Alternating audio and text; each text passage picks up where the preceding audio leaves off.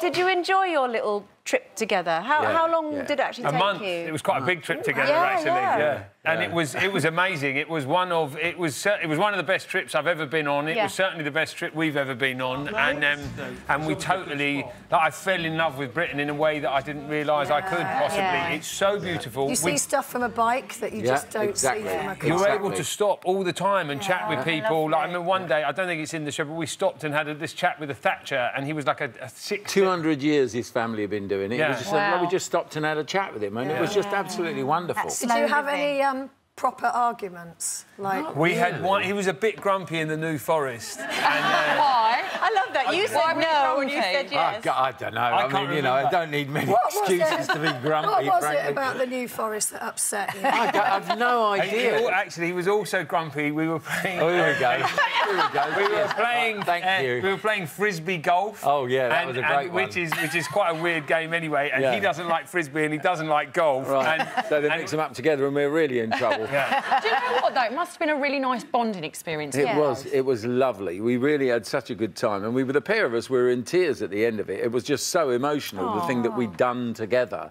It was a joy. You know. Did you get saddle sore? Do you want to have a look? No, I didn't really. These modern saddles, I have to say, are just really electric extraordinary. bike. He was all right. Who said saddle sore? Exactly. You know, not really working, dude. Like you know, the world champion here, Mr. Exactly. I did Buttertubs Pass. Yeah, Buttertubs Pass. Which is the start. It's the start of the Tour de France, or was the start of the Tour de France. I'm talking of Buttertubs. You only need a little bit of butter down there. Well, that's what you need. Evidently, the real racers, what they used to do years ago, is put a beefsteak down there. What? I'm kidding you? That's the best cushion ever. It is a piece of raw meat. Yeah. And then you pull in afterwards and chuck it in the grill and off you go. There's a few of you who wouldn't mind it, I bet you. Here we go. I love winding him up.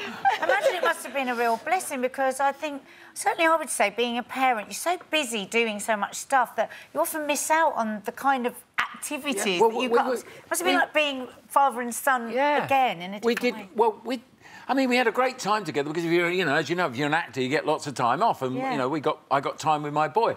But we've really sort of reconnected as we've got older. We were talking about this yesterday. It's really important to make sure, as George said, you don't just sort of like become an adult and disappear. You know, go and see the old man for lunch once a month. Did you learn anything new about each other?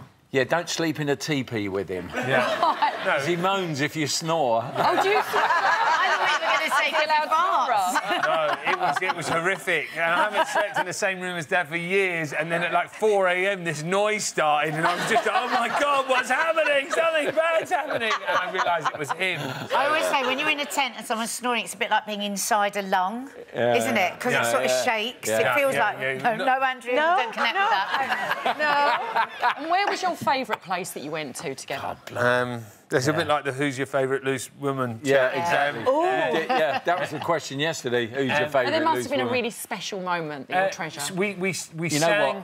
The singing. We sang with the Haverfordwest Male Voice Choir, who were the second oldest choir in Wales, and it was just incredible. And I realised how flat / out of tune I was. I wasn't much better. It was really a lovely thing, and it was like an interesting mix, because there's so much machismo around, and you don't think of guys getting together to be in a choir. And these guys are all, they were big, rough, tough Welsh guys, and lots of guys who, farmers and all the rest of it. And we all sang, and and it was just gorgeous. So would you like to do this again? Yeah, very much. Providing everybody watches on Friday night, 8 Channel 5, we will be doing it again. And do you think, I imagine with the age gap, you looked after each other in different ways, is that right? Well, we kind of switch roles. One day he's Dad, the next day I'm Dad.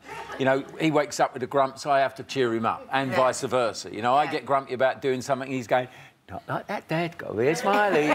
Smiley boy. That's how annoying. I don't want to be, I'm fed up. Do you feel... Well, I'm not going to ask you this question because you had an engine on your bike. Do you feel fitter?